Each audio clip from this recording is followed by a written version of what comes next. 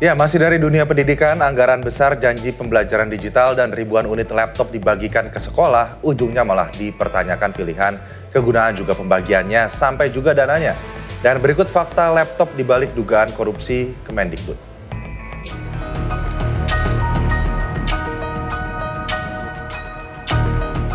Kementerian Pendidikan era Nadiem Makarim menganggarkan triliunan rupiah untuk pengadaan laptop berbasis sistem operasi Chromebook demi membantu pembelajaran.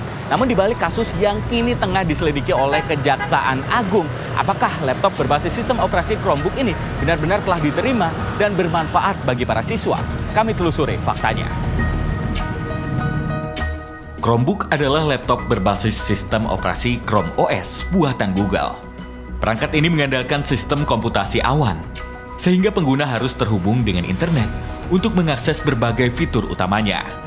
Fitur keamanan yang terintegrasi diklaim jadi kelebihan. Kementerian Pendidikan memilih Chromebook karena dinilai lebih efisien dalam biaya dan manajemen.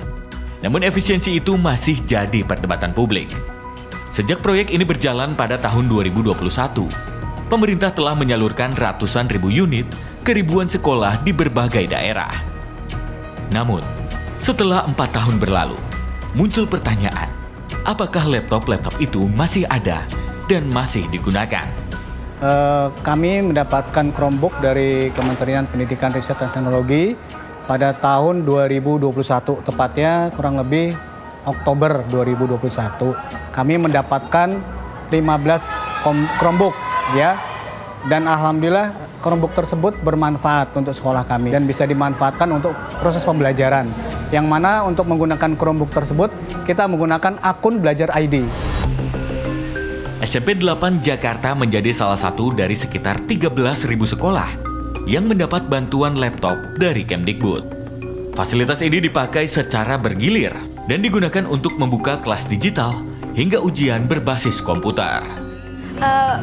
Pasti buat loginnya tuh itu ya nggak susah, jadi gampang buat loginnya juga. Terus aku biasanya pakai buat pelajaran informatika, terus bisa juga buat NBK juga. Aku pakai Chromebook ini dari awal kelas 7 dan kalau buat apa aku biasa buat poster, buat belajar, buat asas dan buat ujian biasanya.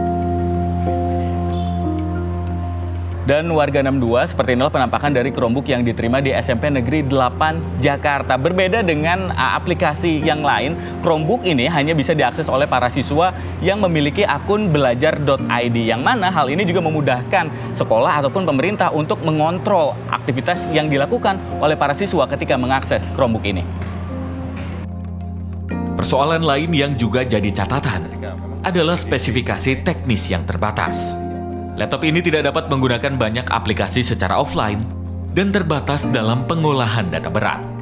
Terlebih, tak sedikit sekolah di Indonesia yang kekurangan akses internet, terutama di daerah 3T. Hal ini memicu perdebatan. Mengapa pemerintah memilih perangkat ini sebagai prioritas? Bicara manfaatnya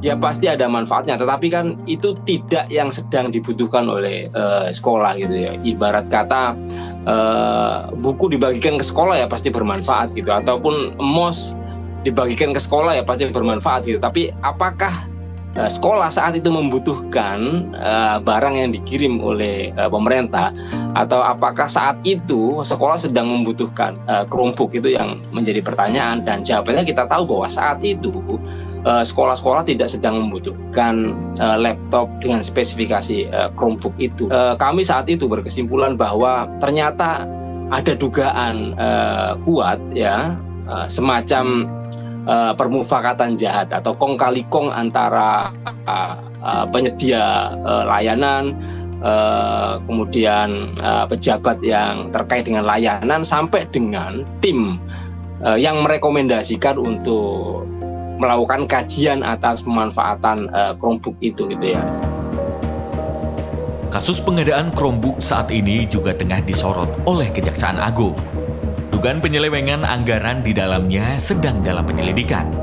Dan sejumlah pejabat Kemdikbud telah dipanggil untuk memberikan keterangan.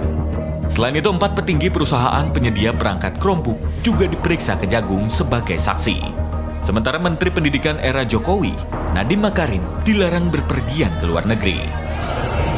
Yang bersangkutan dia sudah dipanggil dan diperiksa sebagai saksi dalam perkara ini, dan terkait dengan pencegahan ini juga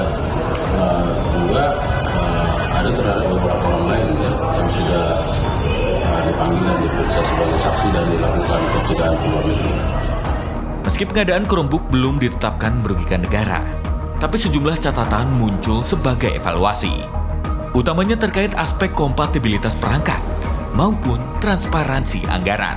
Tim Liputan melaporkan.